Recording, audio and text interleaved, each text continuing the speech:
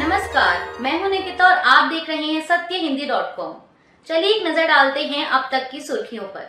केंद्र की एनडीए सरकार के सहयोगी जेडीयू ने एक प्रस्ताव पारित करके बिहार को विशेष राज्य का दर्जा देने की मांग दोहराई है।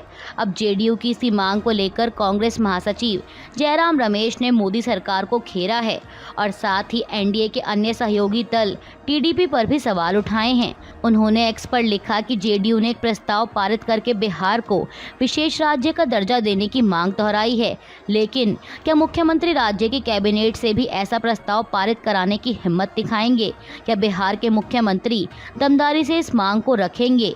कांग्रेस महासचिव ने आगे एनडीए के अन्य सहयोगी टीडीपी से भी सवाल करते हुए कहा कि और अपनी नई पारी में टीडीपी का क्या रुख है।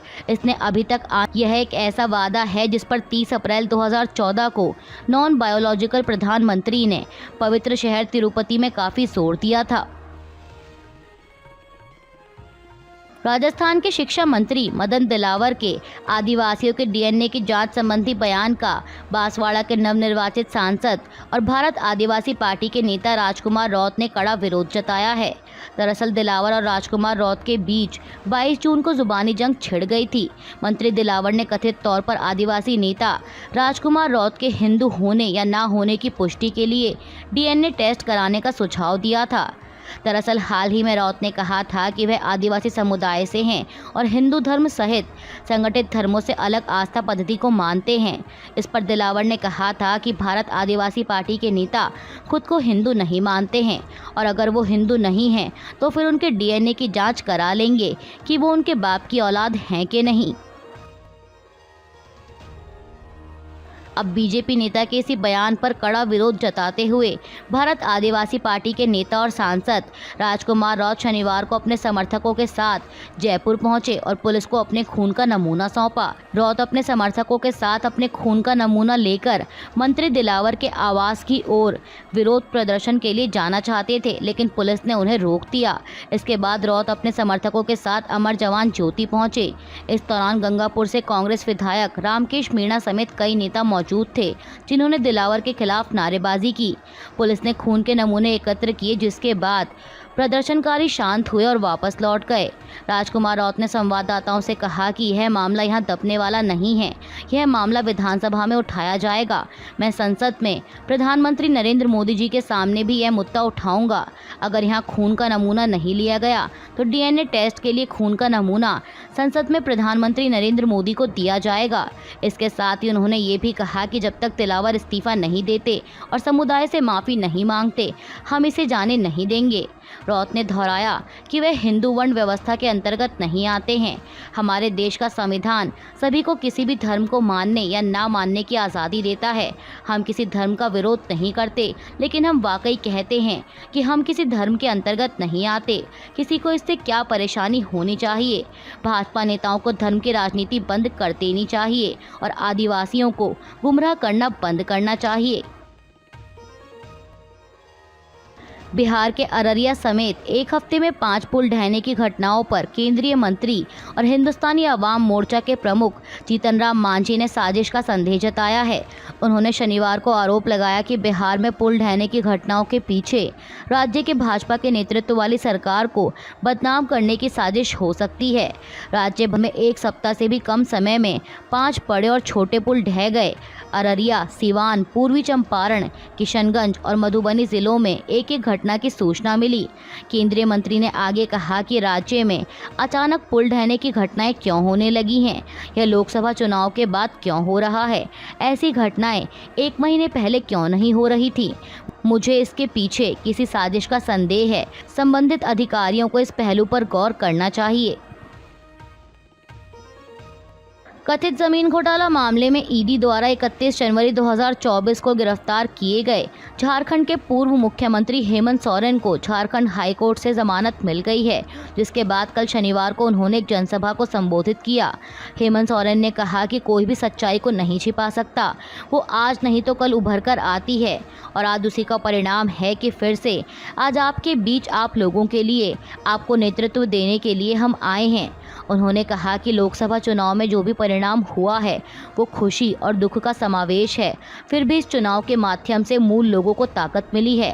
आज 5 महीने बाद जेल से बाहर आने के बाद मैं भगवान बिरसा मुंडा के कदमों पर नमन करने आया हूँ। जो रुकावटें उनके साथ रही हैं वो रुकावटें आदिवासियों, दलित, किसान, अल्पसंख्यकों के साथ हैं।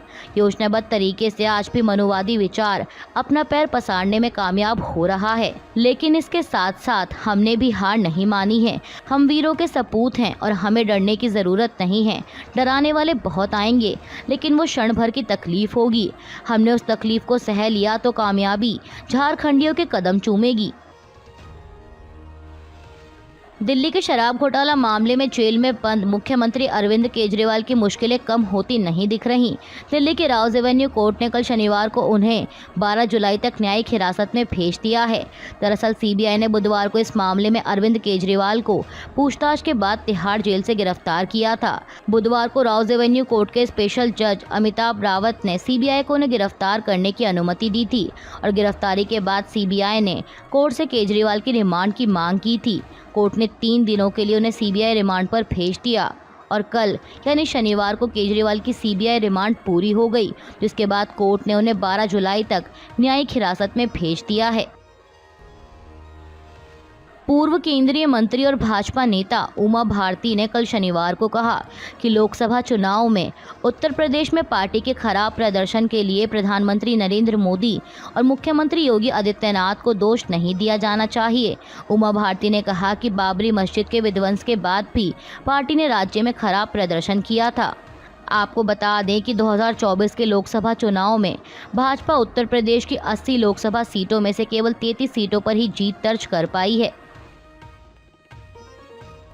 कांग्रेस संसदीय दल की अध्यक्ष सोनिया गांधी ने द हिंदू अखबार में लिखे अपने एक लेख में कहा है कि पीएम मोदी कहते कुछ हैं और करते कुछ हैं। सोनिया गांधी ने लिखा कि प्रधानमंत्री ऐसे काम कर रहे हैं जैसे कुछ हुआ ही ना हो। वे आम सहमति का पाठ पढ़ाते हैं लेकिन टकराव को महत्व देते रहते हैं। सोनिया गांधी ने लिखा कि इस बात का जरा भी सबूत नहीं है कि उन्होंने चुनावी नतीजों को स्वीकार किया है या जनादेश को समझा है या लाखों मतदाताओं की ओर से उन्हें दिए गए संदेश पर विचार किया है। अब सोनिया गांधी के इसी लेख पर जब पत्रकारों ने बीजेपी नेता और बिहार के उप मुख्यमंत्री विजय कुमार तो जवाब में उन्होंने कहा कि प्रधानमंत्री नरेंद्र मोदी को 140 करोड़ लोगों का जनादेश मिला है, जबकि सोनिया गांधी की पार्टी कांग्रेस ने तो संविधान को ही कटघरे में खड़ा कर दिया।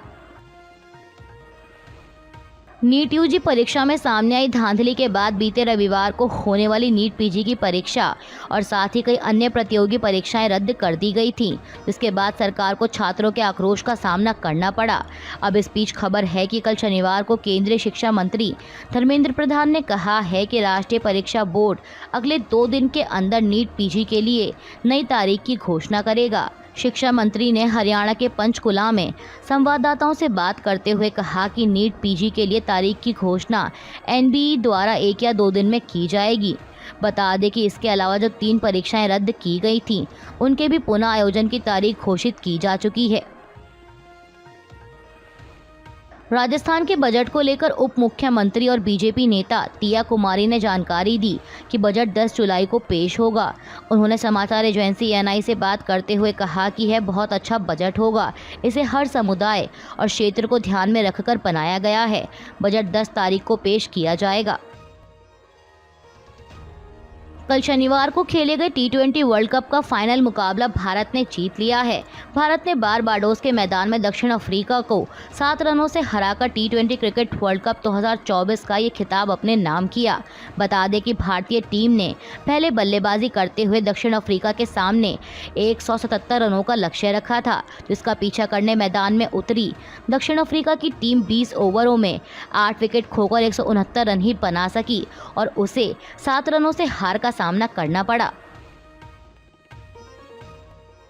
भारतीय क्रिकेट टीम के टी20 वर्ल्ड कप जीतने के बाद विराट कोहली ने टी20 इंटरनेशनल फॉर्मेट से संन्यास का ऐलान कर दिया है। 76 रनों की पारी खेलकर प्लेयर ऑफ द मैच बने विराट कोहली ने कहा कि यह मेरा आखिरी T20 वर्ल्ड कप था।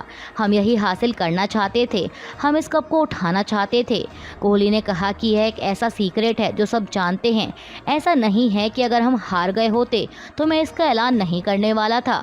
अब समय आ गया है कि अगली जनरेशन T20 गेम को आगे ले जाए। ICC ट्रॉफी जीतने के लिए हमें काफ़ी लंबा इंतज़ार करना पड़ा।